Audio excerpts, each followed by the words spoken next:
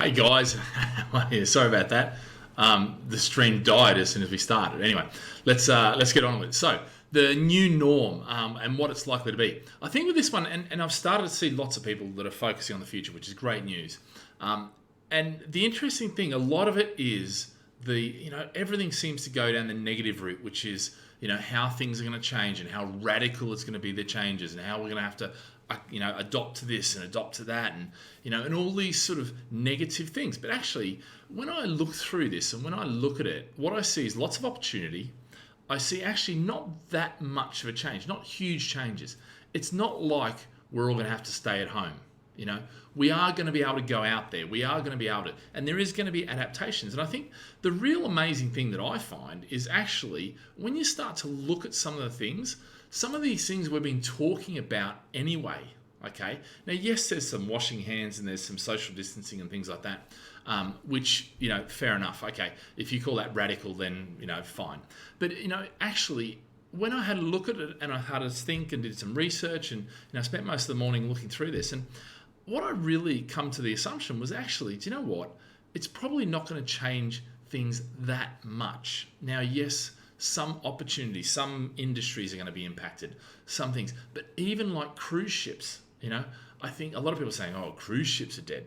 I don't think they are. I think cruise ships have a PR issue, and I think what they need to do is they need to rebrand their PR about how safe they are and how they've changed their ways and things like that. But you know what? That's not that big an issue for what is a £1 billion industry a year. It's actually not that big a deal.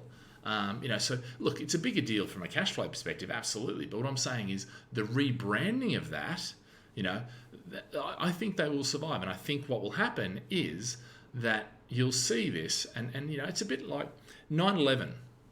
9/11 hit, and everyone said, right, that's it for air travel. Yeah. And what happened? They put in all these measures for safety and security, and now air travel's predicted double in size. Now, a lot of people are saying, oh no, it won't be the same and that.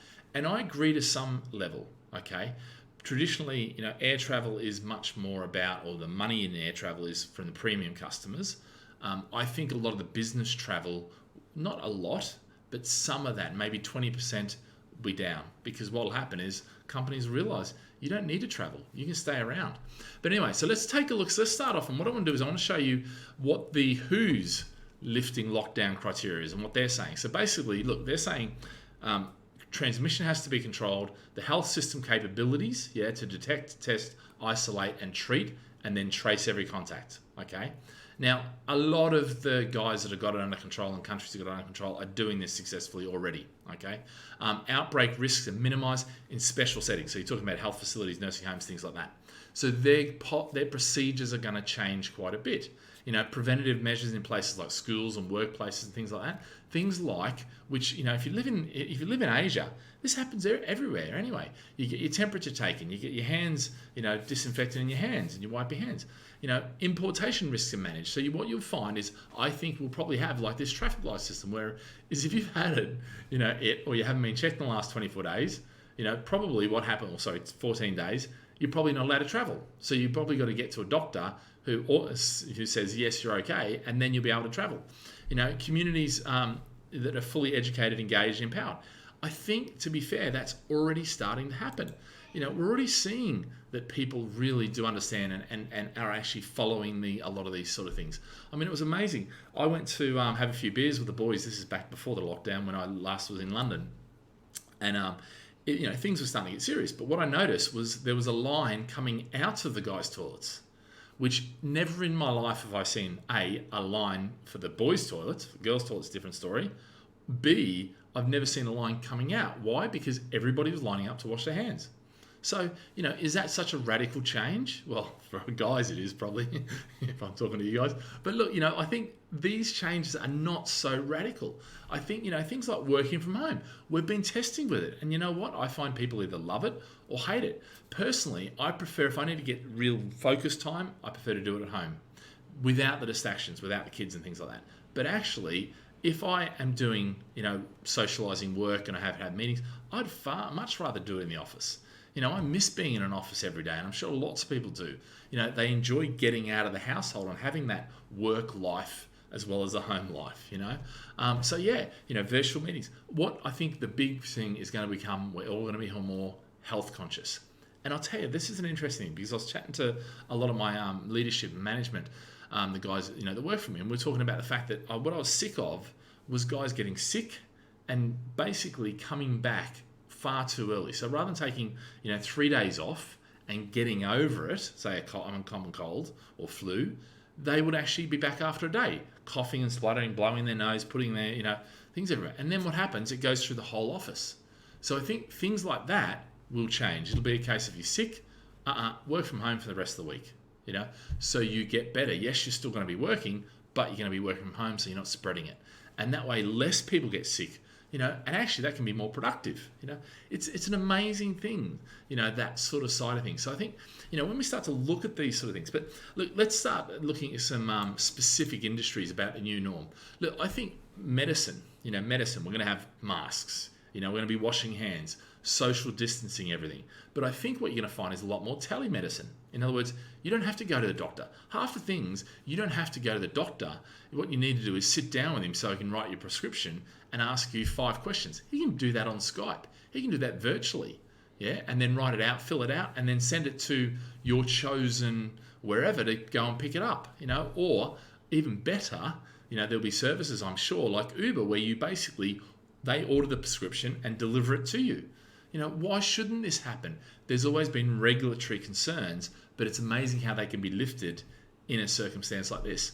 So, a lot of these sort of things, they already exist, but we're being forced into making them happen. And I think that actually is something that is a good thing, If you're talking about security and travel, I think one of the big things is big data is going to start tracking us. Big Brother, whether you like it or not, 1984 is coming.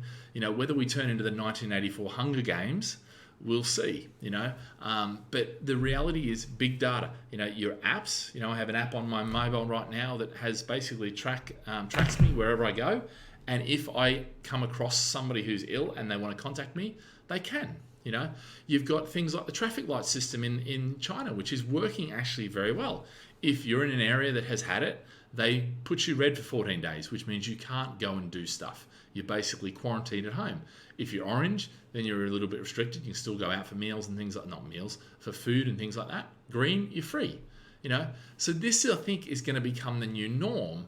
I mean, obviously, then there'll be, look, there's lots and lots of human rights issues and things like that. But right now, that's not the major issue. The major issue is how do we navigate this next 2 years, okay? Because I know they're saying 12, 18 months before we get a vaccine, but then they've got to produce a vaccine, then they've got to get it out. Then, so there's a lot more to this. This is going to be the new norm for a little while. But I don't think it's going to be that dramatic and that radical and that much to worry about. I think we've all got to do our bit and not be stupid about it. I think things like nightclubs and dating and that's going to be an interesting one, I must say. But we'll see, where that goes. Look, I think one of the interesting things is the travel ban with travelling, because obviously what might happen is, say there's a flare-up in the UK, well, you might find that actually a lot of countries just go, right, UK people, you can't come, or you have to get checked before you leave, a test before you leave, at the airport, and if you've got it, then you're not allowed to leave. So things like this will start to change. It might be when you go through security, you also get a check, and there's instantaneous recognition. So there'll be antibody checks and things like that. But so these sort of things aren't really dramatic. So I mean, if we look at, say, education, one of the things I think is going to be interesting with education is right now foreign students are going to be under threat, where a lot of them have upped and gone home. They've left. I mean, it's going to be interesting to see what happens with the UK, Aussie, the US, where a lot of the money they make is from foreign students. Now, are they going to be able to continue this? Because number one is, for instance, do the Chinese really want to go back to Australia when they're being treated like crap? The US when they're being treated like crap. I don't think it's been so prevalent in the UK. I haven't really heard much of it. But this is the sort of things. But I think the other thing is, what you might find is that they're splitting between distance learning and on-campus learning. And I think what you might find is there's some opportunity for some more like summer camp type arrangements on campus. And so you do your distance learning wherever you are, and then you go maybe once a semester and do a 2-week stint there, so you're not there all the time. Or you might find that actually it's the high-end places that do, the on-campus. But again, you might find that they change. Distant learning, I think, is going to be a big one, and it's going to be online learning as people get more and more used to it. So there'll be opportunities. In terms of the property side of things, I think we're already starting to see the property side. Now, I think the big thing for me is that, look, virtual tours, virtual viewings, all that sort of stuff, the capabilities are there. I think now there's a recognition that actually I don't need to go there. I can just look at it online, and then maybe what I do is I do all my searching online, and then I shortlist down to my 3, and then I pick one of those 3, which kind of happens already. But actually, what we have to do is we've got to do a lot more viewings because the data that we put online is not that good. Well, the data, I think, needs to get better, and I think this is what's going to happen. And someone who makes the data that's available. I mean, I look at Singapore and the data that I can get from Singapore, on an individual flat or house or whatever. It's incredible, yeah? Then I go to Australia, I can get good data as well. I go to the UK, it is the worst place I've ever seen to get data. It needs to pick up its act, And my challenge is the government isn't going to do that. Don't rely on a land registry to do that. I think what you're going to start to see is maybe the portals, maybe Rightmove, Zoopla, maybe actually a new person, because actually Rightmove and Zoopla are big dinosaurs. They're not very innovative. I mean, I use Zoopla, their Alto system, and I have to say it's so archaic in their approach. It's ridiculous, I mean, I can't believe that this is their new cloud-based system that is so archaic in every way that they've designed it. It looks like it's been designed by a 60-year-old who, was on the way out and used to use DOS. That's the level of thinking right now. Yes, there's a lot of new upstarts in that, but I think we really need to look at that data and how we get the data. It'd be good if the government led that. I think they should. But I think what you might find is it ends up being a Facebook or a LinkedIn or, who knows, or some offshoot of, Google or whatever. I don't know. But I think the high street is probably going to struggle more because people aren't going to have to go there. There'll be a lot of these platforms that start up and take over, so there's a lot more space for platforms now. We'll see, where that goes. But, I think overall, I don't think we need to worry too much about that. I mean, it's interesting. If we look at, actual new norm and how things might change, let's take a restaurant, for instance. What you're going to find is temperature checks on entry, yeah? And if you're too high, you get rejected. This already happens in Asia, in a lot of places in Asia. Disinfecting your hands on entry. So you have to they squirt your hands and you wash them while you're there. That happens. But I think what you'll find is, if they're giving you a paper menu, they'll have to throw the paper menu out, or they'll say, here's the app menu, go and order online, and then it orders. All of a sudden now, this is the push to automation, So a lot of this sort of stuff. Now, the issue you have too with the social distancing in a restaurant is if they start social distancing, which means you can put more heads, and over lunch and dinner, you've only got a restricted time period, how are they going to make profit? Because they're going to need more space, to put the same amount of people in to make the same amount of profit. So this is where I think some of these things are going to be an interesting transition, So it's quite interesting, but I don't think, and I'm a big believer that we don't learn our lessons very well, number one. I think we go back and we repeat the same lessons over and over again. History repeats that. I studied ancient history and I studied modern history, and you see that over and over and over again. But the reality is also, you very rarely find things are as bad as they're first made out to be. And I think looking at it and just thinking about it, a lot of the stuff and a lot of the proposals and a lot of the new norms that people are talking about actually aren't that bloody hard, So I don't think we need to be afraid of it. I think we need to embrace it. And I think the more we embrace it, then the less likely we are to have that second wave sweep through and the third wave sweep through like we had in the Spanish flu. I think we have a lot better understanding now of these type of pandemics and things like that.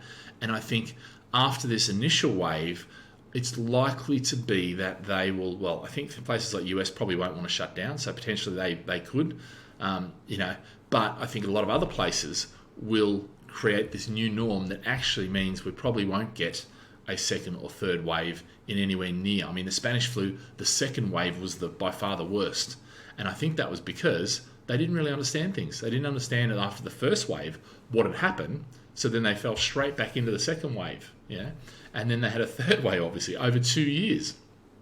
I think this is going to be the next 2 years at least. But a lot of things, I think, will substantially change the way we operate as a species, our interactions with nature, all this sort of things, and we'll start questioning. But yeah, guys, so that's my thoughts on the new norm. I don't think we need to be worried about it. I think we need to embrace it. I think it's pretty positive, some of these things.